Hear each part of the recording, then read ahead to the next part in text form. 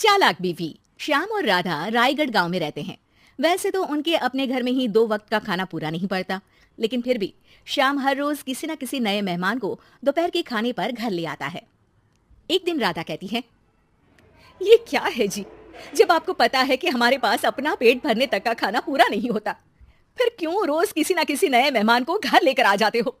ऐसे तो जिंदगी जीना मुश्किल हो जाएगा। मेहमानों को खिलाना पुण्य का काम होता है, इससे भगवान खुश होते हैं। तुम क्यों उसके बीच में आकर पाप की भागीदारी बन रही हो? दोबारा मेरे सामने ऐसी बात मत करना, समझी? इसी तरह राधा बहुत बार श्याम को समझाने की कोशिश करती है, पर वो हर बार एक ही बात बोलकर उसे चुप करा देता है। इन्हें समझाना तो बेकार है, मुझे ही कोई ऐसी तरकीब सोचनी होगी जिससे मेहमान अपने आप ही यहां आना बंद कर दे। राधा तरकीब सोचने में लग जाती है और इसी तरह कुछ दिन बीत जाते हैं। एक सुबह श्याम बिना कुछ बताए जल्दी घर से निकल जाता है और राधा अपने काम में लग जाती है। कुछ घंटों बाद श्याम अपने एक दोस्त के साथ घर वापस आता है। सुनो राधा, आज दोपहर के लिए 3 मेहमानों का खाना बनाकर रखना, और याद रखना उनकी खातिर में कोई कमी ना हो। श्याम की बात पर राधा हैरानी से उसकी तरफ देखने लगती है, लेकिन दोस्त के साथ होने की वजह से कुछ बोल नहीं पाती। घर में तो ठीक तरह से 2 लोगों के खाने लायक तक दाल चावल नहीं है, और इन्हें मेहमान बुलाने हैं। बस अपना अपना बोलते हैं, दूसरे की तो कभी सुननी ही नहीं है। क्या करूं मैं? राधा क्या करूं क्या नहीं की उलझन में फंसी ही होती है कि उसके दिमाग में एक तरकीब आती है, जिस पर वो श्याम और उसके दोस्त के घर से बाहर जाते ही रसोई में से सिलबट्टा निकाल कर लाती है। अब मुझे मेरे ये साथी ही इस मुश्किल से बाहर निकालेंगे। राधा सिलबट्टे पर रोली, चावल और हल्दी डालकर उसे मेहमानों के बैठने की जगह पर ले जाकर रख देती है। कुछ ही देर में वो तीनों मेहमान भी घर पहुंच जाते हैं। आइए जी, पधारिए, हमें आपका ही इंतजार था। जी शुक्रिया। श्याम भाई कहाँ हैं? वो ना बस आते ही होंगे, तब तक आप बैठिए ना। जैसे ही वो तीनों अपनी जगह पर बैठते हैं तो सामने पूजा किए सिलबट्टे को रखा देख असमंजस में पड़ जाते हैं। और बहन, ये सिलबट्टे की पूजा कर इसे यहाँ क्यों रखा है? क्या ये आपके यहाँ का कोई रिवाज है? अरे नहीं नहीं, वो तो मेरे पति की मन्नत है, इसलिए पूजा की है। हैं? सिलबट्टे पर कैसी मन्नत? मेरे पति ने मन्नत ली है कि वो अपने मेहमानों को खाना परोसने से पहले इस सिलबट्टे से 3 बार उनके सिर पर मारेंगे। राधा की ये बात सुन तीनों मेहमानों के चेहरों की हवाइयां उड़ जाती है, जिसे देख राधा मन ही मन हंसती हुई उन्हें दिलासा देते हुए कहती है, अरे आप लोग फिक्र मत कीजिए, ज्यादा तेज नहीं मारेंगे, बस 3 बार जरा सी थपकी।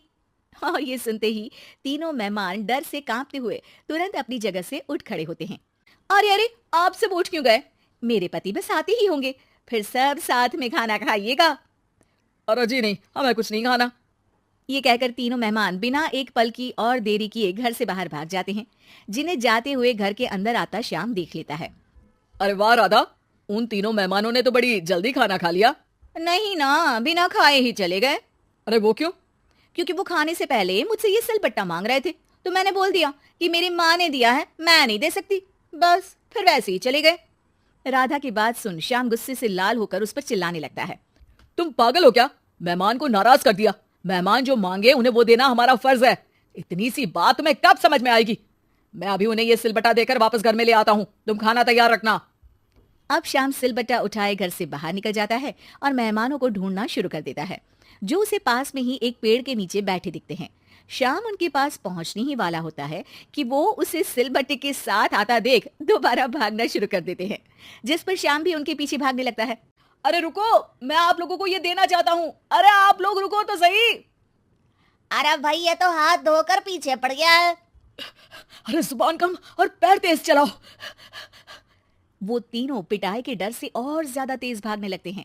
इसी तरह तीनों मेहमान आगे आगे और श्याम सिलबट्टे के साथ उनके पीछे पीछे पूरे गांव में घूमते हैं, जिससे धीरे धीरे गांव में ये खबर फैल जाती है कि श्याम दयालु और उदार इंसान तो है, लेकिन अब से वो किसी की भी मेहमान नवाजी से पहले सिलबट्टे से 3 बार उसके सिर पर मारेगा, जिसके प्रभाव से अब लोग उसके घर खाने पर आना बंद कर देते हैं। मैं तो उन्हें सिलबट्टा देने जा रहा था और लोगों को लगा कि मैं मार रहा हूं। कितना बड़ा बेवकूफ हूं। अब मेरी ही वजह से कोई यहाँ खाने पर आने के लिए तैयार नहीं है। इस तरह राधा अपनी होशियारी और सिलबट्टे की मदद से श्याम के मेहमानों वाली आदत से छुटकारा भी पा लेती है और घर की शांति भी भंग नहीं होती। जरूरी नहीं कि हर जंग हथियार से ही लड़ी जाए। कुछ के लिए सिर्फ दिमागी चाल ही काफी होती है। और अगर शांति के साथ अच्छे से दिमाग लगाकर सोचा जाए तो मुश्किल से मुश्किल समस्या का समाधान मिल ही जाता है।